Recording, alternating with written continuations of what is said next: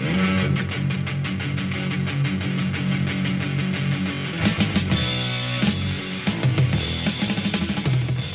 I made Witchboard, it was right in the middle of the slasher craze, because I didn't know there was a slasher craze, because I wasn't a horror fan. So yeah, I broke the mold there without even knowing, because I didn't know there was a mold. But Joe Augustyn, he liked slasher films, and he wanted to write a slasher film, but he didn't like the mass killer with a knife, so he wanted something else to be the slasher. But it's not one killer doing it, it's them getting demonically possessed. And as your survivors dwindle, your antagonists grow.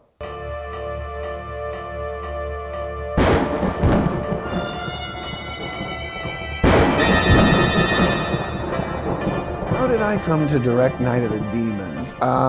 I had done Witchboard for the same production company, Jeff and Walter Jostin, and we'd all done our first film together, which was Witchboard.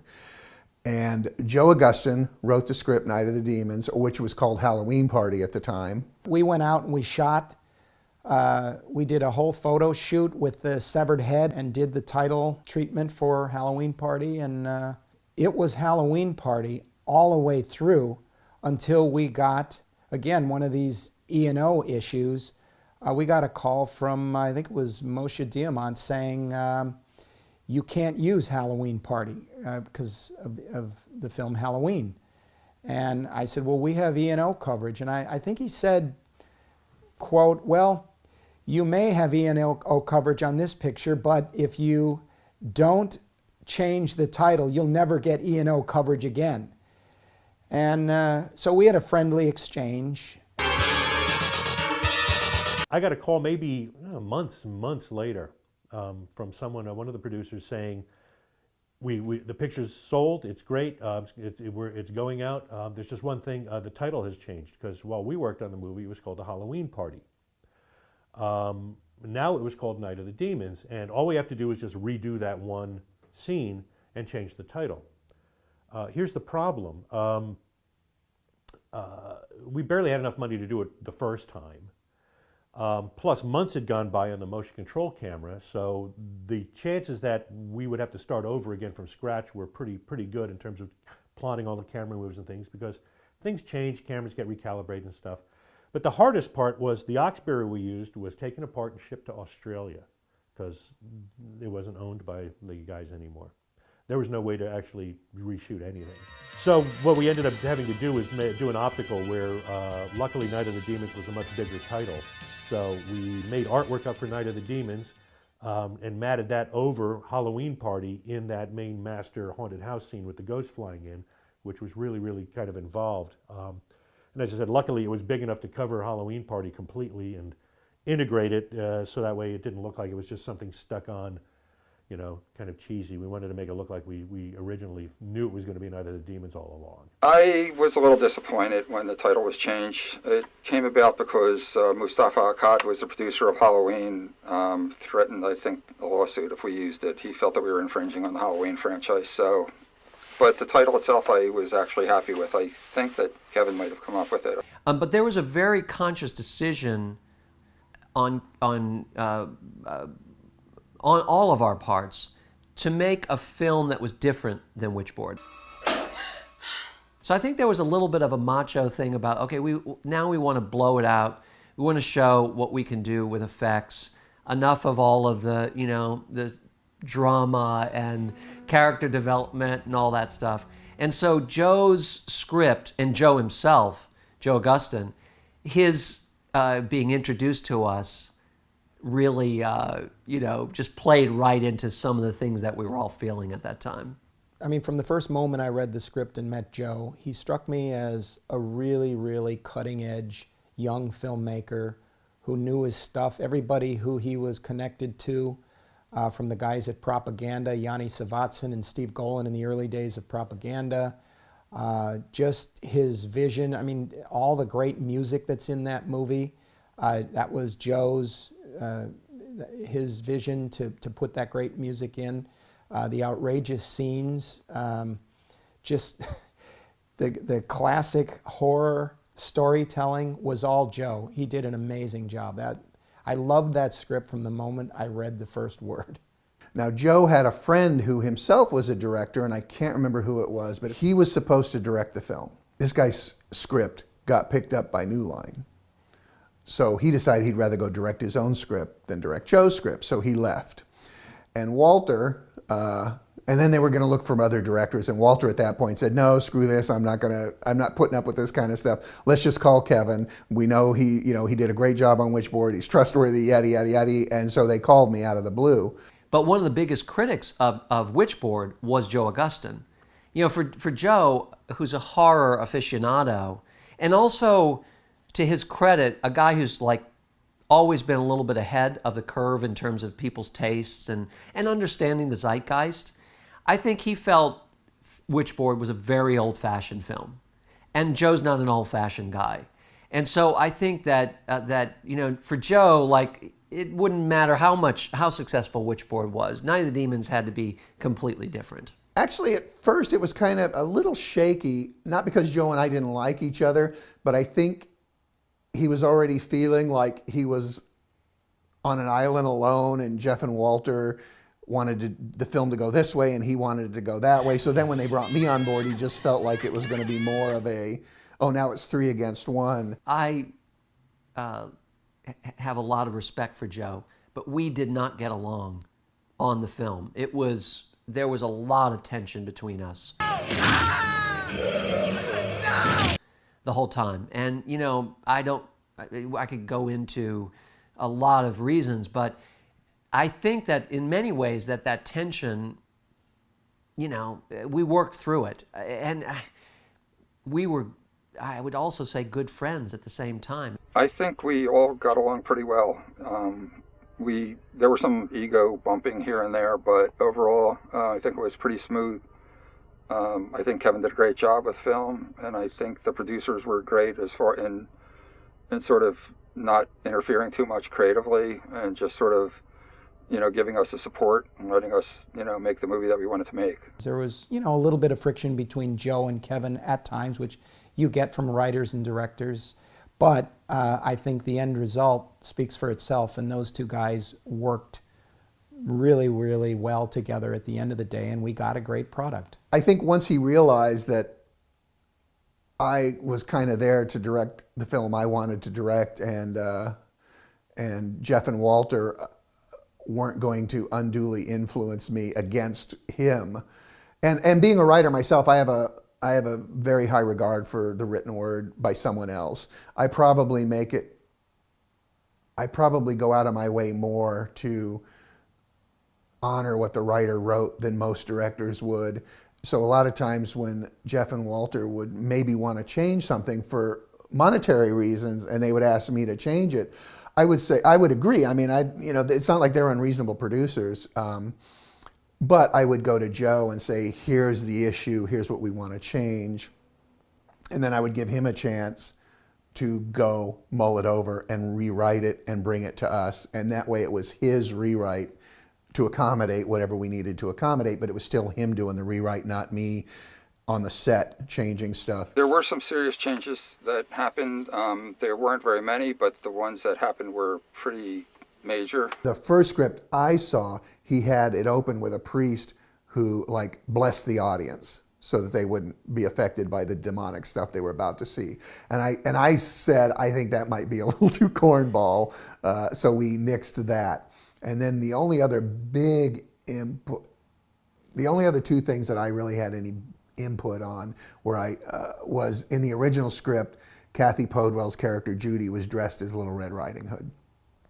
And I said, big red cape, Night of the Demons, that's going to come across demonic, and you know, she's our heroine. Plus there were things that for me didn't make sense in the script, like they can lock the door and the door can't, the house is possessed but it can't unlock the door, but it can make the cotter pins come out of the door so that the demons can knock it down.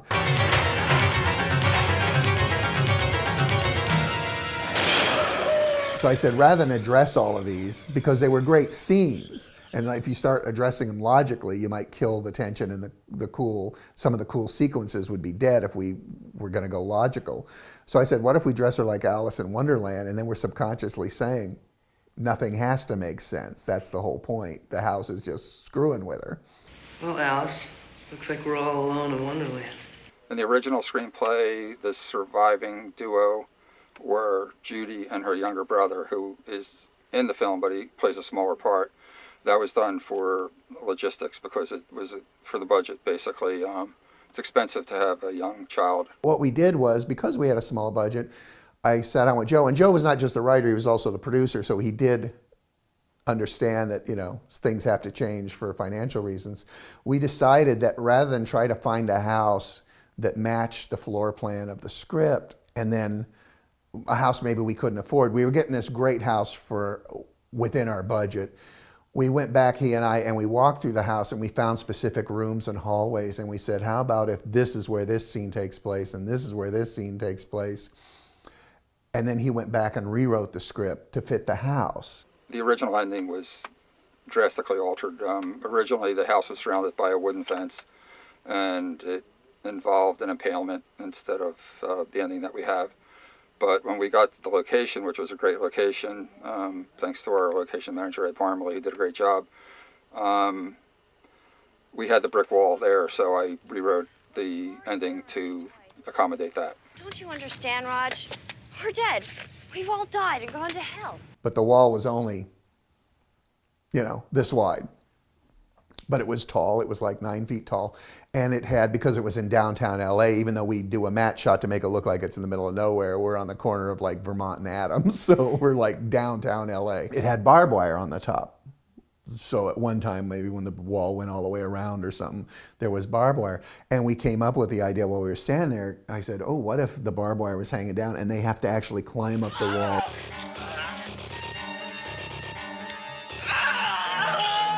And me and Joe were like, oh, that's great, yeah, let's do that. So Joe went back and he wrote that, and that's how we have, you know, the original climax was they climb over the fence. I think the fence was even like made of wood. It wasn't brick, it was wood. And at some point, I think Roger manages to shove like a spear or something through the wood and stab Angela when she's got Judy trying to climb over the wall. So once we had the brick wall and we had them having to climb barbed wire, and then we said, oh, they can all be hanging on her and he's at the top and they're pulling. I think that that animated sequence is really ahead of its time. Now, I don't remember if the animated sequence was part of the original script, but I know that in terms of the execution, it had a lot to do with Don Robinson. And Don brought on a guy, I believe his name is Kevin KUTCHAVER, who, you know, between him and Don really boarded the sequences out and made that possible. I was at the time in '87 working on the best Superman movie ever made, the Superman 4, The Quest for Peace, which is the one that will be one remembered and cherished. A guy named Don Robinson was our connection to Night of the Demons. He came in one day, and I'm pretty sure what happened was Kathy, who designed all of the title stuff, we were dating at the time. And I'm sure that he saw some of her short film, Hide and Seek, that she was working on, and thought that it was really kind of cool artwork, and somehow came up with the idea to approach Kathy about doing the design for this low kind of budge, crazy, creepy horror movie he was working on called Night of the Demons. I was working at Disney at the time, and I was an animator for Disney, and I had been at Disney for several years.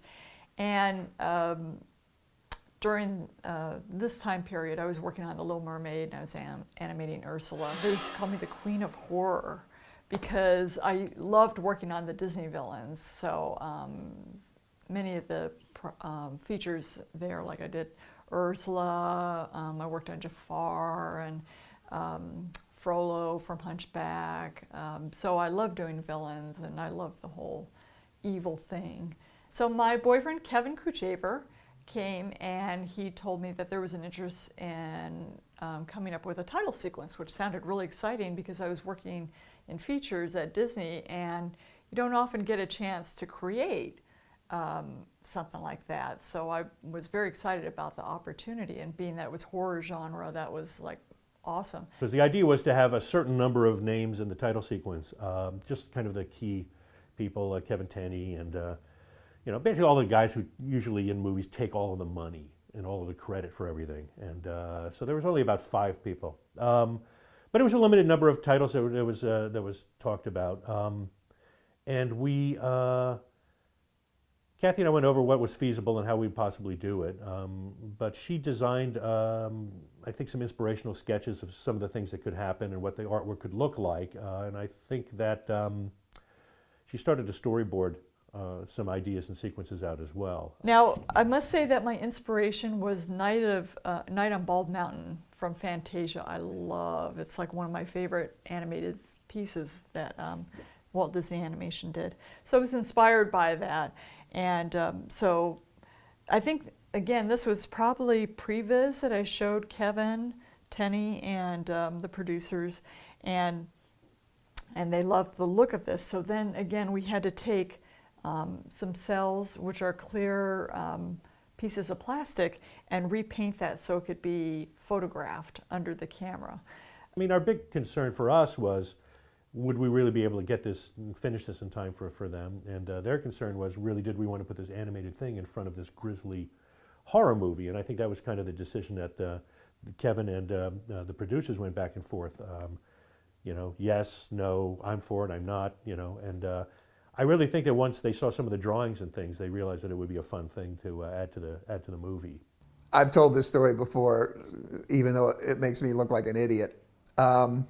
I was totally against it because we talked to people and it was going to cost a pretty penny on a very tight budget. I said, if we just do white credits on black, I'll have more money to shoot and maybe get an extra scene, or maybe we can even get an extra day of shooting, I don't know. But Joe really, really wanted it, and Walter really supported that Joe wanted to do it, and I was the naysayer. So they did a rough, and it was rough. But once I saw the rough and I could see where they were going, I was like, okay, I think this will look cool. I go for it. Yes, let's spend the money. One of the things that happened was it went from maybe like 6 titles to everybody wanted to be in the title sequence. We kind of figured out, well, if each title cost this much money originally, which what we were getting, you just do the division, you just say each shot costs this much money, all of the people in the thing would cost this much money, and everybody on production thought that was a very, very funny idea and a very funny joke, and I think we still ended up doing it for the same amount of money. The very last shot, we had to work into their live action. So their first shot was, I think, the car with a pumpkin on top of the car. How that pumpkin didn't fall off the car, I don't know, but you know, it's movie magic. So, so we had to take that live action, and I had to draw, I believe, a pumpkin to fit into that first scene. So, you know, that was kind of neat to make our title sequence work into their first shot of the movie. The way we approached doing the sequence technically was Kathy would storyboard everything. Once they kind of approved what all of the sections were and all of the backgrounds and things were, Kathy drew them up as a master animation drawing on animation pegged paper. We then broke that down into different pieces for bottom-lit art. We dealt with it more like an effects animation process, where, as an example, things that were white would be painted, everything else would be blacked out except all of the white parts of the scene. That would get one exposure, then we'd add neutral density, wind the film back, do all of the gray things, wind the film back and do it, and then wind the film back and do glows. And a lot of this was happening on a motion control camera, a big Oxberry with a Tondro, old Tondro motion control system. So everything was repeatable. So we could do all of these multiple exposures and build it all kind of in camera. So rather than being top lit, just shot a frame at a time, we were constantly double exposing different pieces and different colors together. So it was really kind of a tough process. So I think just shooting alone took maybe a month. It helps set the tone. It's like you see those opening credits, you know exactly what you're getting. And you're pumped and you're ready, because then Dennis, my brother, wrote that great rock beat score to go over those credits, and it's like boom, boom, boom, and you're ready to go. And it's cheeky too, yeah, in terms of, you know, it sets the tone. Horror film but it's going to have some a style to it that is different. Which is great because you think about it, then as soon as the credits end, you got 45 minutes of dialogue. Relax. I just want to look good for the boys. LINNEA, everyone knew LINNEA. I wasn't a big horror fan yet at that point. When I'd only made Witchboard. I didn't even know who she was, but she was already like a horror icon, a scream queen. I think that after Return of the Living Dead, I started getting more horror scripts because I'd done a lot of horror before Return of the Living Dead, and I continued, you know, in Premiere Magazine. I was Queen of the Bees, and I was on Rhonda Shear's Up All Night, and that kind of thing. So I think it kind of typecast me. So everyone was like, well, LINNEA, we should get LINNEA, she's great. So she came in red and she was adorable. So it was like, yeah, okay, I get that. And then I found out later how big she was, and it was like, well, yeah, no brainer on that one. I became involved with the Night of the Demons in a really weird way. I got called in from my manager, and I said, I'm not going to go in because I was supposed to be playing a teenager, and I was, I think, 26 years old at the time, and I'd been on so many auditions where they said, oh, you're not, you know, young enough, you're not young enough. So I kept saying no, and then they called me, and my manager said, they really want to see you, and I said, no, I'm not going in. And finally, about the fourth time, I went in, and on the spot, they hired me, so I was shocked. And it was fun working with the cast because a lot of them, it was Kathy Podewell's first film. She actually was able to go in and quit her waitressing job because she got our film. Kevin Tenney actually likes to tell this story that I was a waitress, and this wasn't my first job because I had already worked on a TV show and got my SAG card, but I was not a working actress. And so when this came along and I got it, I said to myself, okay, I'm done, I'm finished with waitressing, this is it, I'm gonna be a full-time working actress. And thank goodness it was. So it was really the start of my career. So I give it a lot of credit for making me decide in my head that that's it, I'm done with waitressing. And it turned out to be true. My impression was how young everybody was. Now, I was not an old man, but maybe I guess I was 25 or 26 or something. And every one of the cast members were very passionate, very cool, and they formed their bonds, and they were all in the makeup room. So it was like, you know, they were like a gang, really together, and young and with tons of talent. Now, keep in mind, I'm coming from New York. It's dead of winter, January, and I literally, you know, I'm really broke, and I just decided, okay, let's go. Rent was paid for 1 month. I don't know what I was going to do after that, you know, other than come back home because I had a round-trip plane ticket. February 28th, the last day, I said, okay, this is it. I got to go back to New York. I didn't tell the agent this. I was just going to go back on the plane and tell him when I got back to New York City that something happened, and in the process, I just had to get back to New York. You know, emergency family member passed away or something like that. I don't know. I was going to make up something. The agent called me that morning. They must have known something was up. And they called and they said, Alvin, we have an audition for you today. It's for a film. And it just so happens to be already cast. And the role that's cast, they need to replace the man for because he got a haircut and they don't like the way his hair looks now, and they want to see a few actors for the role. And I said, okay, and not thinking that I was going to tell the agent that I had a flight that same time the audition was. So I had to make a decision. Do I stay or do I go?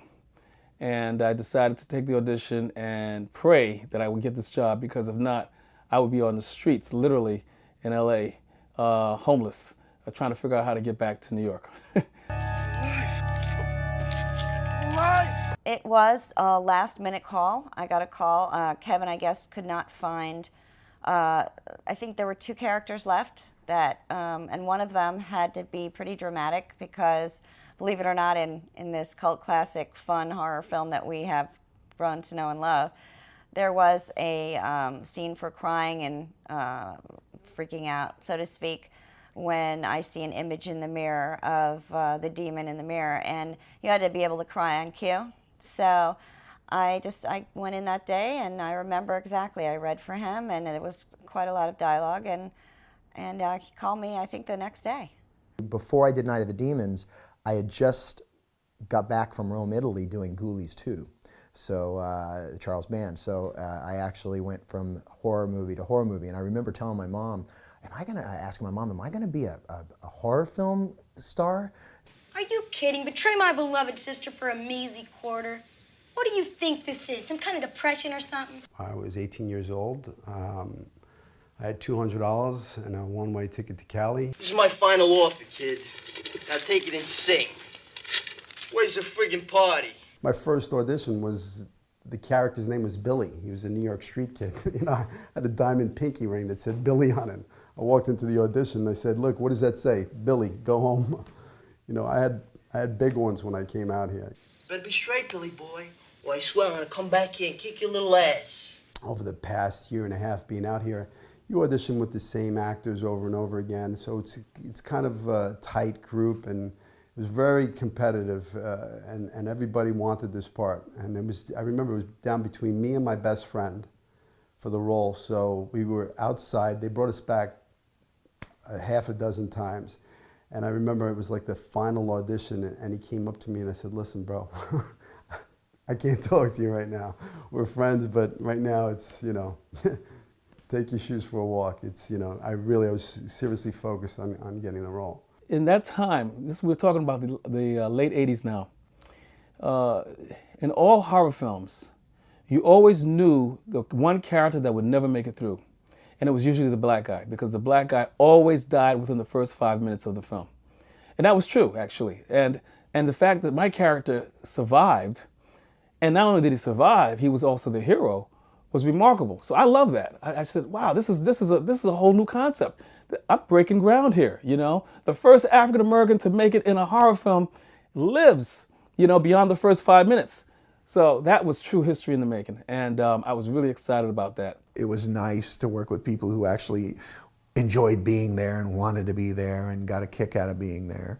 And they were just, I mean, the cast was great to work with. I liked working with them. I stayed friends with most of them, and even the ones I'm not in touch with anymore, we just lost touch. It's not like we're not in touch because we had a falling out or something. You know, when we were growing up, one of the movies that that we really liked was The Exorcist, and I had started mimicking the demon voice from The Exorcist when we were, you know, in school and whatnot. And so when this came up and they were getting ready to do all that, just thinking, well, what are we going to do? And Kevin said, you know, Jim can do demon voices. I'll bring him in. I was in Hollywood in the early 80s, and I had the incredible honor of working as a professional jazz dancer, being a backup dancer for Don Summer, Cher, Smokey Robinson,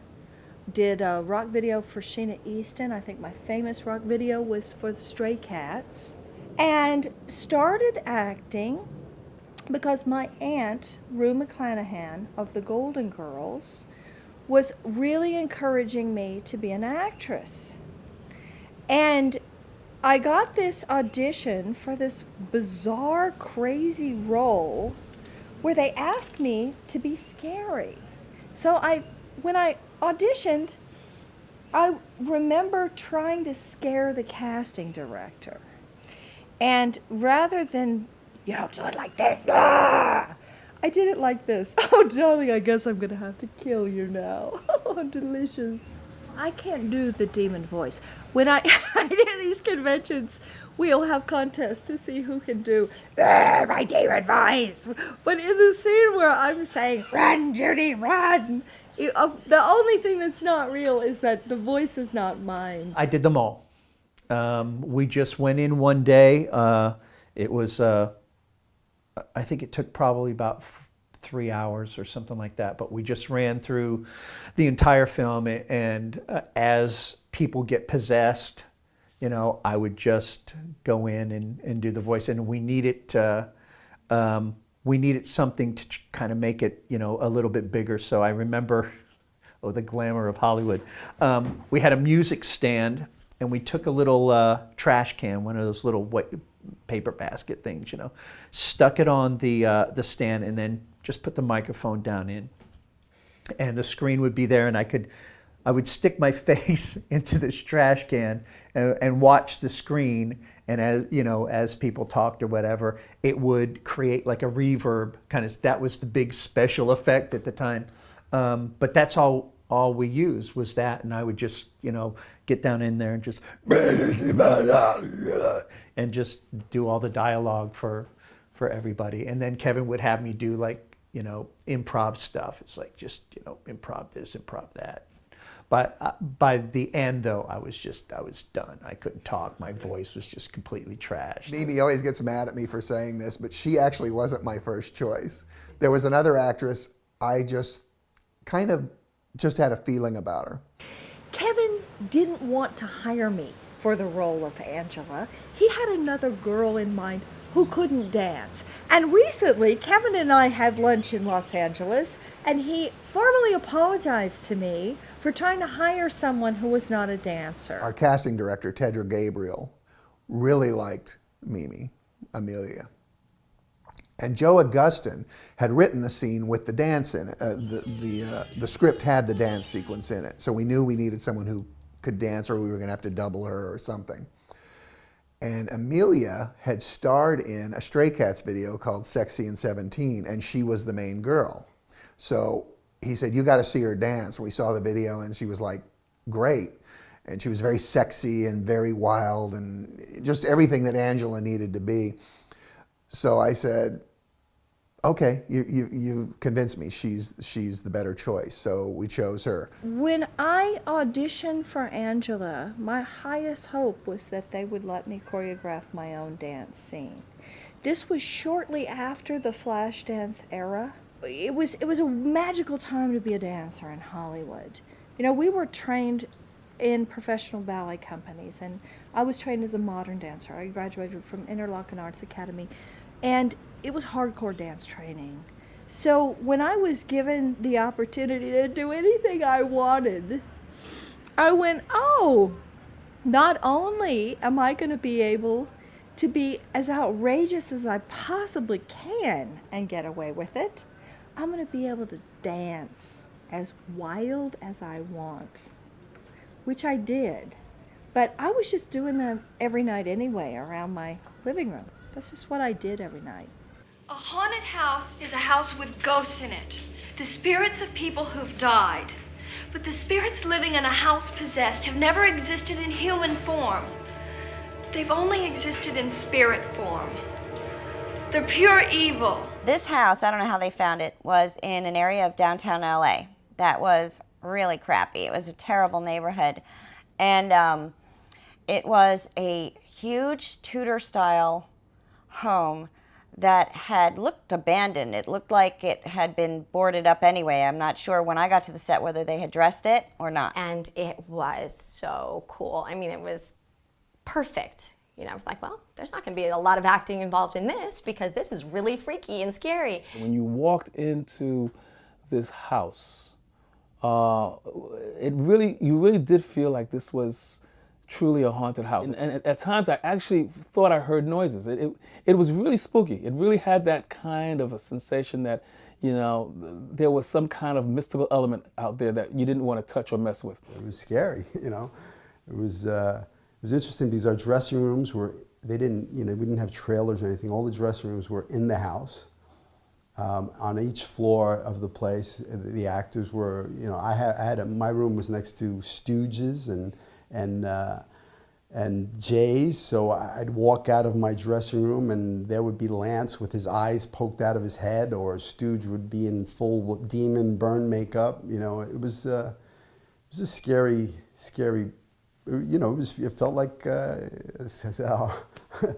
one of those houses that you don't want to be in. It was on a busy street, which is weird because it doesn't look like that in the film. In the film, it looks like we're up on a hillside in the middle of the country, but it's really on a busy LA downtown street. I remember sitting outside very early on, smoking a cigarette, you know, between takes, and this little old lady walked by me, and she just kept staring at me, and she's staring at me, and she told me, "Get out, get out."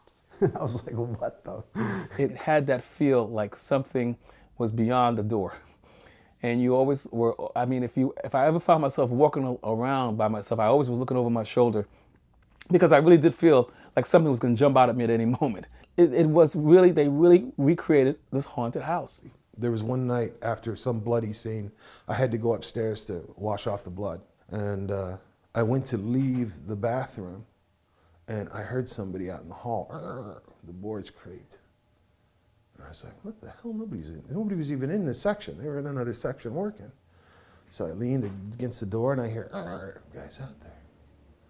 So finally, I mean, it takes me a long time to work it up, and I open the door, and there's no one there. And so I look down the hall, and I realized the boards were running into the bathroom. So every time I stepped in front of the door, I was squeaking a board about 5 feet away. I think they tore it down, but I wish they hadn't. And I just heard last week it's no longer there. It's a Ralph's grocery store now. So that's like, oh, it was such a cool house. I wish they would have turned it into some sort of, you know, historical preservation, but it was awesome. That'd be an interesting remake in a Ralph's. Yeah. What happened to all? Yeah, the Ralph's is possessed. And I did a lot of night scenes, so I was there all the time till like 4 or 5 in the morning till the sun came up. So, you know, being that you're there, your mind plays tricks on you, you're doing a horror film, and it does, you know, come into play that silly things would happen. Being the adult professionals that we were, we would sneak off and hide, and then when someone else came in the room, everyone was jumping out and scaring each other. And I felt like I was at a fraternity house, and of course USC just being right around the corner from there, it was sort of, you know, easy to just slide into that. Of course, most of the time we were there at night, so that sort of faded quickly, and then it did become the Hull House. It was a big party. I mean, originally it was Halloween Party. It was the name of the film, you know, and that's what it was. It was just a party. You showed up to set. We lived in this house together. It was, you know, the beers that we drank. You know, the prop guys would fill them up with water, and I'd go out to the liquor store and swap them out for some real beers. And you know, it was the '80s. You know, everybody's running around we had a great time on the set. You know, this is the problem. I have zero sense of humor when we're making a movie.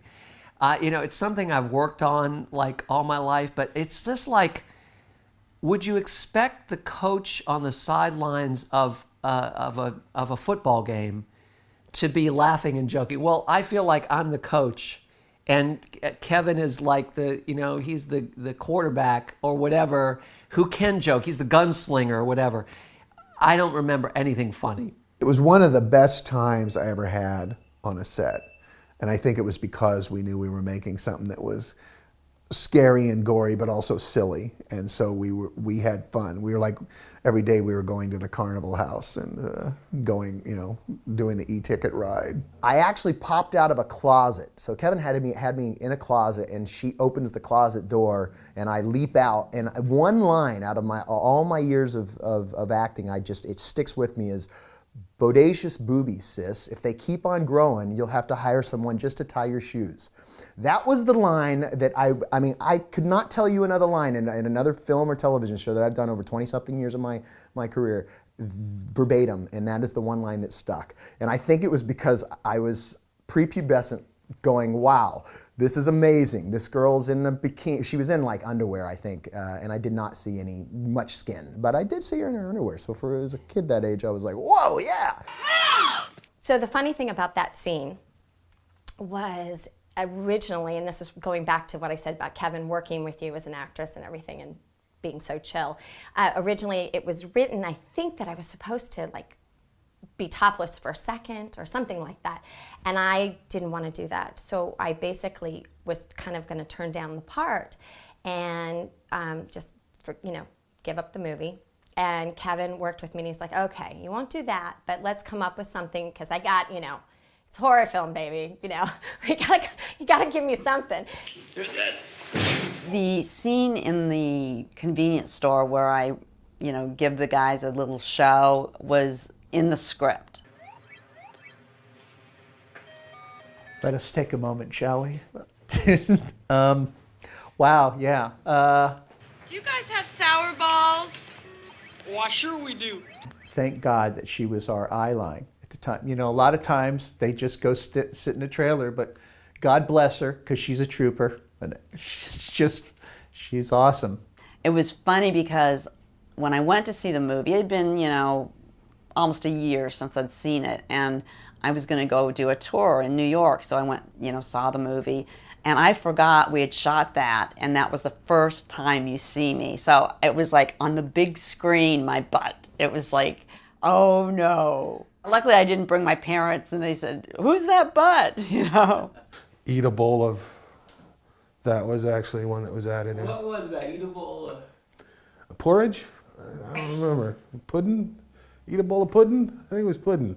Oh, come on, let's hang out. Yeah, eat a bowl of fuck. Yes, eat a bowl of fuck. That was I stole that. That was a John Belushi line. I got that out of his autobiography, or not his biography. He actually got suspended from Second City for saying that on stage. He wanted to say it, and he had done it in rehearsals, and they're like, you cannot say that. And this is back in the time when, you know, you could go to jail for saying certain things on stage. And they're like, you can't say it. So what's the first thing he says when he walks on stage? No, nothing. There's no opening, no scene, no nothing. He just comes out and says, eat a bowl of fuck. And is immediately suspended for like 2 weeks. So once I read that, I just went and just begged Kevin, please let me say it somewhere. And he's like, I know exactly where you can say it. We did some naughty things that are now illegal, and we got away with it back then, back when making movies in Hollywood was still fun. I don't know if I'll get all these details right, but at one point, Philip Tanzini was missing his arm. So he had a bloody stump that was spewing blood. In these days and times, you're not allowed to drive through McDonald's or Burger King where you're going to pull up and have a bloody stump spewing blood. But of course that's exactly what Philip Tanzini did. And it was just so much fun to have a cast that was playing practical jokes. You know, when they tried to get me to moon the old man instead of the pumpkin underwear, which wasn't going to happen. No, really, we can't make out the pumpkin. That was the story. We can't really make out the pumpkin. Can you just pull the shorts down too? Yeah, you can't afford it. That costs way too much. That's out of your pay grade. Oh, jeez. I do remember when they were making the smoke, and it could never be enough smoke, you know, but yeah, we would come out of there and we'd be blowing blue boogers all afternoon, and you know, but it got the shot that we wanted to get, I think. I've been a rock video queen for quite a while, so I was used to this huge cloud of blue stinking smoke that you had to try to operate through. But at one point, Kevin Tenney said to the cast, do you think there's enough smoke? And Philip Tanzini put his finger up his nose, pulled his finger out, and it was bright blue. And Philip said, yeah, I think so. I said to Kevin, like, okay, Kevin, if it all comes down that we have like lung cancer, we're going back to the blue smoke. I smoked at the time. I didn't care. You know, it did stay with you for, you know, a couple months. Every time you blew your nose, there'd be more blue. How is this stuff still in my body? We would be breathing this smoke for a month straight, and at the end of every shoot, I'd go home and I would blow my nose, and I'm honest to God, it was blue, like 4 blows in, still blue. I'd come home and I'd blow my nose and just blue. It was rough. Yeah, they should ban that. I think they have banned that blue stuff. Kevin always says is that cookie is not allowed anymore. I saw it a lot in that era. Everybody used it, you know. Whoever did it, I don't know who was responsible. I guess it was props that would generally do it. They always had the cast iron frying pan and a chunk of this cookie. And they'd light it on fire and blow it out like incense, and then walk around with this frying pan while this stuff smoked up the room. And it was just beautiful smoke. And I liked it better. The stuff they use now, it's oil. So it just like gets all over you and your skin and stuff, and the blue just gets in your nose. Great. Barbecue made. No wonder she didn't keep the place clean. And it looked so good. You know, it just looked awesome. So, again, there was a problem. You want to give me cancer? Great, as long as it looks good. I'm good with it. The kiss where the demon like goes from me to her was actually just kind of, you know, like any love scene or kissing scene or something, kind of like scary to do. And I knew it would be a little bit, you know, people would talk about it a little bit, but she's a good kisser. I didn't know at the time that making out with LINNEA Quigley was going to make such a splash. But now that I know, I plan to do it as often as I possibly can. LINNEA and I are doing a lot of appearances, and we're appearing at these conventions where we can meet the fans and sign autographs. And now that I know that people were just so blown away by my kissing LINNEA, well, maybe I'll do it again as soon as possible. And this was also at a time when, if I remember this, the AIDS thing was really huge, you know, and the scenes in which Angela, you know, kind of passes on her demonic ways to the others, and people were saying the way AIDS was spread, people were, you know, under the impression that you could get AIDS by kissing someone. So people really kind of took off with that, and people were, you know, really frightened, and it really worked. The whole thing worked for the time. Going back and looking at the movie now, there's no CG.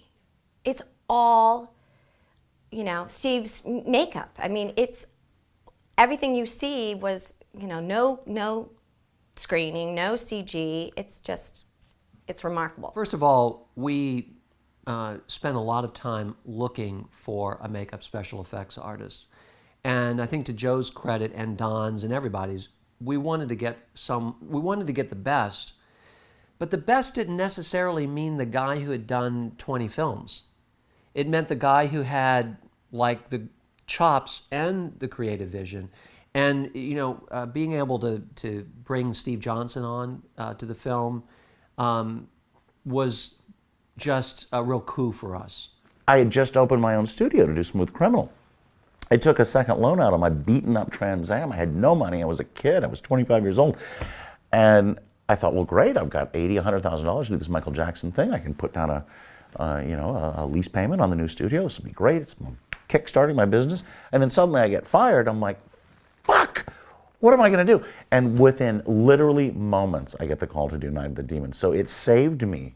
And it was ultimately my very, very first job, the first job at least that I didn't get fired from. Based on a lot of the films, the projects I'd done up to that point, Big Trouble in Little China, Ghostbusters, Poltergeist 2, a lot of these huge studio films, never mind what I'd done with Rick Baker and Rob Bottin, American Werewolf, Howling, all of those films. It was a smaller film at that time, but yet it was my first film. And so I was absolutely determined to make my mark. You know, I think the budget was a little bit less than $1 million, and so there were a lot of, shall we say, discussions with Kevin Tenney, the director, about how we should go. Because I didn't think it was Joe Augustin, the writer's film. I didn't think it was Walter Jostin, the producer's film, or Jeff Jeffreys, or certainly not Kevin Tenney's film. That was my movie. It's like, this is my breakout film. We're going to do it how I want it, the way I want it, when I want it, as many times as I want it, until, God damn it, I'm happy. So there were a lot of discussions about it. I remember quite clearly Kevin saying, Steve, this is not Ghostbusters. He had done effects on bigger budget films, but as a second or third banana, this was his first time, like, kind of being the shot caller, running the show as far as the effects. And some of the effects were really, really ambitious. And I remember sitting in some of the meetings and listening to these scenes being proposed and going, God, how is that going to work? I went to a production meeting with Kevin and the producers, and whatever had happened, I think it was a timing thing where I wanted to create more stages for each of the demonic progressions. And they're like, Steve, this isn't Ghostbusters. They're like, we don't have time to shoot that. We've got a 4-week shooting schedule. And I was so outraged leaving, because again, I thought it was my movie. I came back, and I remember I went to my studio, and I literally stayed up all night sculpting every pore on Hal Haven's third stage makeup. I'm like, I'll show them, I'll show them, I'll show them. Fuck them, fuck them, fuck them. And I just turned this makeup into the best makeup ever out of anger, out of absolute rage. That taught him. Okay, this isn't Ghostbusters. It's not a John Carpenter film. It's not a Boss Film Corporation film. It's a small independent movie, but yet it's my breakout movie. So what can I do? And so I broke down the script and I thought, okay, there's a couple of places to really show off here. One is there's a shitload of possession makeups. How can I make those really unique? How can I make them different? Because we've all seen The Exorcist, We've all seen a lot of these movies that were spawned by that have progressively shittier and shittier makeups. And so I thought, well, okay, I'm a big fan of Lon Chaney. And what Lon Chaney did without prosthetics, Lon Chaney Sr., is he would distort his features with tricks. I mean, he would let the face, come on, it's really elastic. People don't take advantage of this kind of stuff, right? And so I, on that film, came up with a really interesting trick to absolutely torture the actors. And I don't even know where it came from. I don't know what the genesis, oh, I do too. Actually, I was doing tests for The Lost Boys, the Joel Schumacher, Kiefer Sutherland film. Of course, Boss Films lost the contract. But when we were doing tests, I would bring Kiefer in and think, you know, Kiefer's a really good looking guy. Joel Schumacher, being gay, wanted the vampires to be really hot. He wanted them to not get ugly. He wanted them to get more, and this was more attractive. That's the vampire thing, right? It's a very sexual thing. This is around the time of the Night Stalker. Do you remember him, Richard Ramirez? He's a good looking guy, right? But he's a monster. He's a good looking monster creeping into your house, destroying you. And so Schumacher and I got together and said, well, how can we take these monstrous good looks and translate them, overlay them onto all these really good good looking young actors? And I thought, well, Mick Jagger's a really good looking guy and he's really talented, and that makes him even better looking. Now, and I broke his face down. I'm like, what makes Mick Jagger good looking? And I would look in the mirror and I would study myself and I'd go, his lips. He's got huge fish lips. And I would go, well, I'm better looking like this. Look how much better looking I am, look. And I'm like, well, how can I do that without prosthetics? Because that would be really a difficult and phony thing to do. And so I came up with an old trick that would have been something Lon Chaney would probably be very proud of, Lon Chaney Sr. I put silk organza, very, very thin but strong fabric, on the sides of the actor's face in Lost Boys, and then stretch their face like this, and put dentures in, which actually deform their face even more. Now, this is without prosthetics at all. So it really moves and it looks great and you've got no edges. It's like, holy shit, how is that done? So I stretched their faces back invisibly and Velcroed them to the back of their necks. And because, if you did this to an actor all day, they'd hate you. You could relieve it between takes. Well, of course, we didn't end up doing Lost Boys. And so I thought, then one of the next movies I got was Night of the Demons, and I see it comes back to the Night of the Demons eventually. And so that would be great to do on that. And so that's one of the things I did, is I distorted their faces without prosthetics sometimes, and then sometimes I would put subtle prosthetics on top of it. Contact lenses, teeth, all the standard stuff. One of the signature looks on the possession makeups, because you can't really do a possession makeup without teeth and eyes, right? Everybody's been doing it for decades. So that's obvious, we do that, we stretch their faces. I'm like, well, what else can we do to make them look really good and really make my job as hard as possible? And I didn't really know until the first night. And the first night we had so many possession makeups to do, and each character, from Stooge to Angela to LINNEA's character, Suzanne, had so many different stages. The first night I'm just going, my hand is blurring. I'm going, brrr, brrr, just putting, dark splotches all over. I've got the appliances and I'm trying to paint them. Remember, these are the days without silicone. Silicone, a translucent material. So you're taking white foam rubber and trying to make it look like skin, trying to give the illusion of depth and translucency by blotching it up, putting blood under the skin. And the AD comes in and you got 20 minutes. I'm like, and I look in the makeup mirror and I look at this makeup and it's my first makeup. I'm like, this is a complete disaster. I'm gonna make a complete fool of myself. This is my first movie. I'm gonna make a fool of this. I can't do this. And so I thought, okay, how do I get rid of all these dark splotches? Because that was a bad idea. If I had 10 hours, if I was Van Gogh, it'd be fine. So I take a flesh coloring up and put it all over. I'm like, wait a minute, that's really cool, because suddenly you get layers. Where I put less flesh color, you still see the maroon blood spots. Where I put more, they go away, but you suddenly get layers and layers and layers. And it did become like an impressionistic Monet painting. And it was born of necessity. It was not planned at all. But if you look at each of the possession makeups, they all have this incredibly layered, splotchy makeup. And a lot of people have emulated that to this day. And I copied myself, from film to film, because it worked so well. Because the characters would pop in and out of being possessed or not in one scene, we would actually have to usually you break up a script and you shoot anything that takes place in this room, you shoot all of that together. Then you go to the next room, you shoot all that together. And what we would do is we'd shoot half the room with the character not possessed, and then she would have to go get made up for 5 hours, and we'd go to another room and shoot a different scene, and then when she was made up, we'd come back and finish shooting the scene here with her in her makeup. So our script was actually not just broken down by scenes, but it was broken down by makeup effects. There are a lot of firsts in this movie. For me, it was my first job. It was my first wife. We haven't even talked about that. I married LINNEA QUIGLEY, which was really, really, really an interesting thing because, you know, there were a lot of sexy girls on that movie, right? I was, what, 26? It was like a playground. We're on a night shoot, so it was like everybody was out of their minds, everybody having fun. But I remember quite clearly, you know, when you do a makeup on someone, you got to be in their face, right? You're very, very tight, and you're doing these little spots, and you're doing the shadowing, and you're doing everything it takes to get the makeup to work. And typically, the actress will keep her eyes shut while you're doing all this stuff, right? But I would just find myself so in the moment doing this makeup, and like, LINNEA's face is this close to me, right? And her eyes would be open, and I'm like, why is she staring at me? Why is LINNEA staring at me? And I was like, does she like me? It was like a high school thing. Does she have a crush on me? It was so, so strange.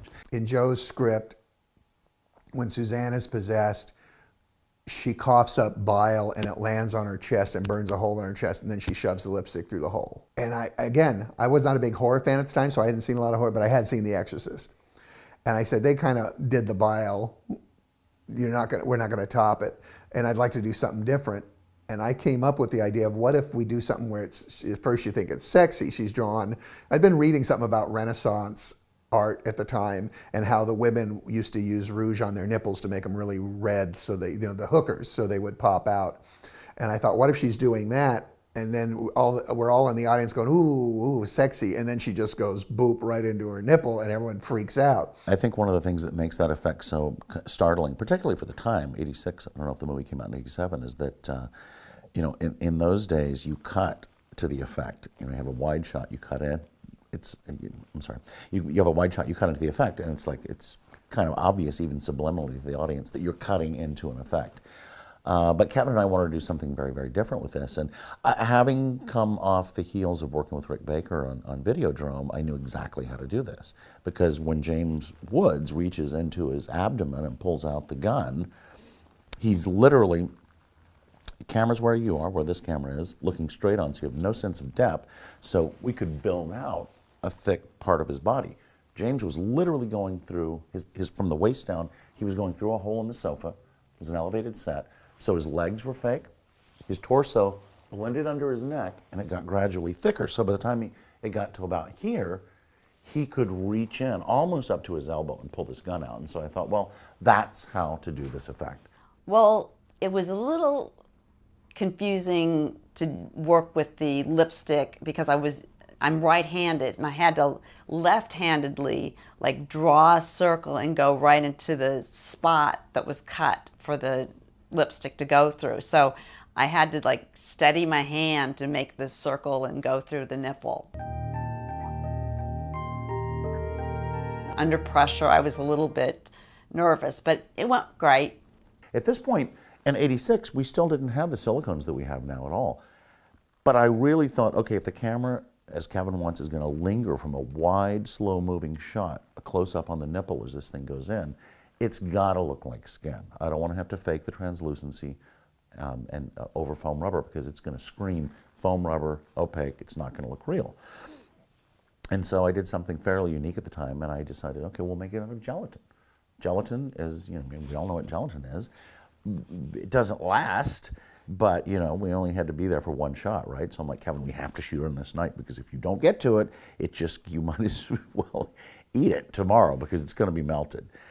And so we glued it to her, it blended under her neck, and it just like the James Woods thing, it got a little bit thicker. But it really wasn't that thick because LINNEA has very nice big tits. So we had to build out her breasts just big enough so even with the camera looking straight on, you wouldn't see that they're too thick.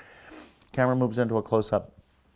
Still, because I didn't want to build it out grossly, enormously, it wasn't just a matter of her own finger going into the false prosthetic, the gelatin prosthetic. It was a matter of making also a lipstick cartridge that collapsed on itself. So it's really a magic trick. So as she pushes it in, first of all, the lipstick cartridge is telescoping. So in 3 parts, it went became that big. and then her finger went all the way in. What's really magical about it is that in my opinion, is that the gelatin has such a memory that her finger goes all the way up to the first knuckle, and then when she pulls it out, the nipple seals itself. So, you know, in those days, these days people would just go, it's digital, right? There was no kind of connection to the effect, but in those days it was like, how the hell was that done? Because the audience knew that someone somewhere tricked them physically. So it was a really satisfying effect. The Night of the Demons makeup was a living hell. So it took at least 6 hours, between 5 and 6 hours, to get on the possession makeup. Now that's only to get it on. It took an hour and a half to get it off. And after we shot all night, for them to be peeling these prosthetics off me, oh my goodness, it was miserable. Hours on end in makeup, and even afterwards, because afterwards we're kind of walking around like zombies and in this costume, and you know, in my case, you know, she's got her thumbs and sinks them deep into my sockets, and so my sockets are gone, my eyes are gone, and my eyes are just bleeding out. The way that it worked was my eyelids were slightly swollen, and the blood coming out sort of prohibited any visual after all the makeup was done. I mean, you could see light and shapes and kind of know where you're at, but there are times when you're walking around bumping into stuff and you know, leave it to Phil to not let me know where things were so he could just see me trip and fall, and that was always fun. Oh God, the demon makeup was horrible. I mean, it looked great, but it was like, I think on the last day of shooting where we all like come out of the house, it took a good 12 to 13 hours to apply it and paint it, and we started at like 3 in the afternoon and we got done like at sunrise. Makeup process was pretty intense, but it really depends. I had 2 major makeups. One was, I don't know, neophyte demon, and then one was burn demon, you know? And baby demon probably took about 5.5 hours the first time. They got it down to about 3 hours. Burn demon took 11.5 hours. Yeah, it was 11.5 hours sitting in the chair, and then we had to go shoot all night. Nothing could have been more miserable than 6 hours in prosthetics, except 6 hours in prosthetics and then half your body gets burned off. So that was absolutely, utterly, unbearably miserable. And I was gooey and slimy and red and looked like I'd been spending a lot of time in hell. And it's real easy to act possessed when you're so incredibly unhappy. And I think all of us were so unhappy in that makeup. Oh, Lord. And he had developed the makeup as a real burn makeup. It wasn't for the monsters. So when he developed the technique, and then he applied it to the monsters. So it was 3 different levels of makeup that had to be applied, of prosthetics.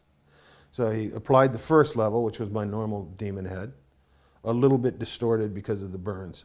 And then he applied a different level, and then he applied a 3rd level that he tore to get to the 2nd level.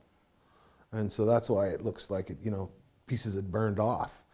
Yeah, I think that the most difficult time of shooting in the entire film was at the very end, when they all come back. I mean, think about it. I was a young kid, and suddenly I couldn't do all those makeups myself, so I had to lean on friends, and I brought in a lot of makeup artists.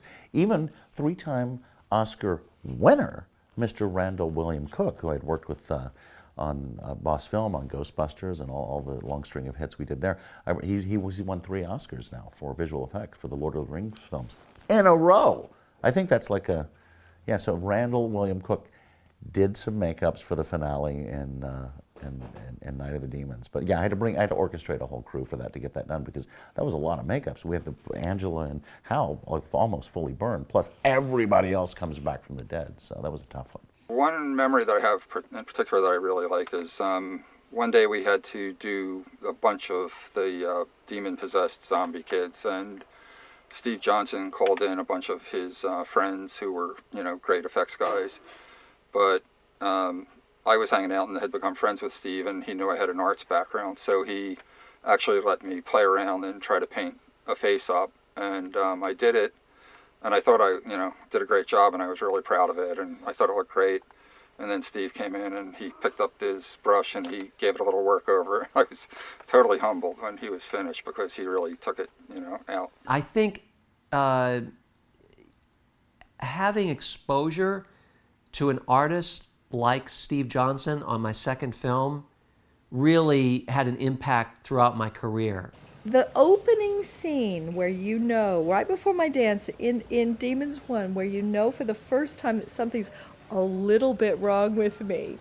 Steve Johnson had put this gel on my fingers, and he said, okay, this is going to burn for 6 seconds before it burns through to your skin. So just put your hands in this huge vat of ice water after 6 seconds.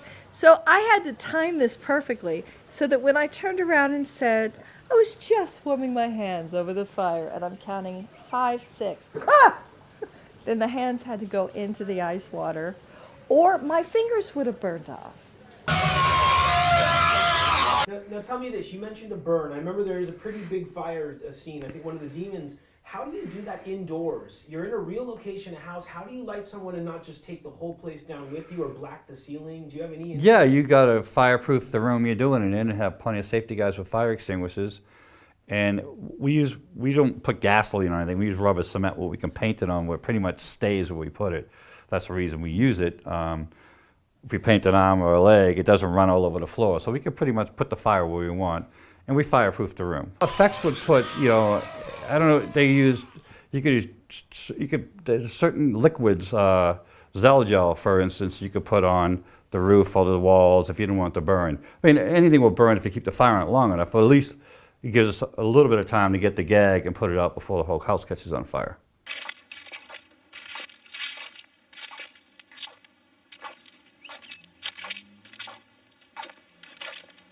Rotten pig trash. When the first Demons came out, it was shown in Mann's Chinese Theater, which is the most prestigious theater in Hollywood. In the history of Hollywood.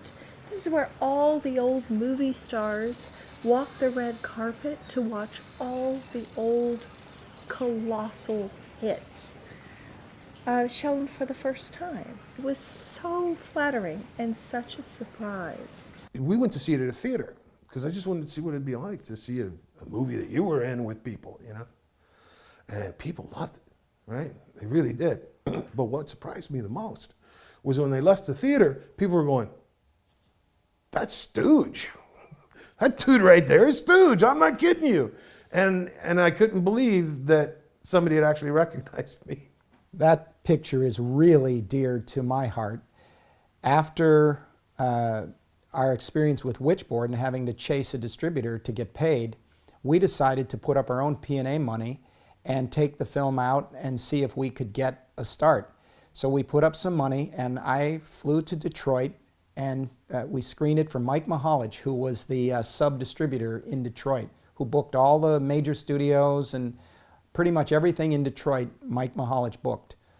And I remember him saying, after seeing the film, and my wife and I flew up, and we had this great meeting, and he was a big, tall guy, kind of like somebody you'd expect who ran theaters in Detroit, like a Teamster guy. And I remember him saying, okay, so how much are you going to spend in my town here to promote this movie? And I said, I remember it was about $80,000. I said, I'm going to come to town, we'll do newspaper, obviously, but TV, we'll do radio, I'll get on the radio circuit, I'll do interviews, whatever you think I can do, I'll be here for opening night, we'll sign posters, I'll see if I can get some cast to come. So he said, I love this. He said, this will work. So he then leaned over and said, okay, I'm going to give you 18 screens opening weekend, which was big for Detroit. And, but if you don't spend the money that you say you're going to spend, I'm going to bust your kneecaps. And then he smiled, but he was serious, I guarantee you. I, again, was blown away at the quality. What the shots looked like, what the set looked like. I mean, I knew that it was something special, like I said, as we filmed it. But I was blown away at the final product. I was like, this is no crappy ass horror film. I think like in a lot of ways, Witchboard is the more serious, and in some ways, like for lack of a better word, the better film if you're just going to watch a film for everything that you want from a film. But I think Night of the Demons is the more entertaining film. It's the one that you can go back and watch. You watch Witchboard once and it's like, oh yeah, that was scary and I like the characters, but I don't need to see it again. Whereas Night of the Demons, you could watch and go, ooh, let's watch that again because that was fun. That's the roller coaster, you know. Witchboard is like the Hall of Presidents. It's cool, but you don't necessarily want to ride it 10 times. And Night of the Demons is the Matterhorn. Let's get back on that sucker and go again.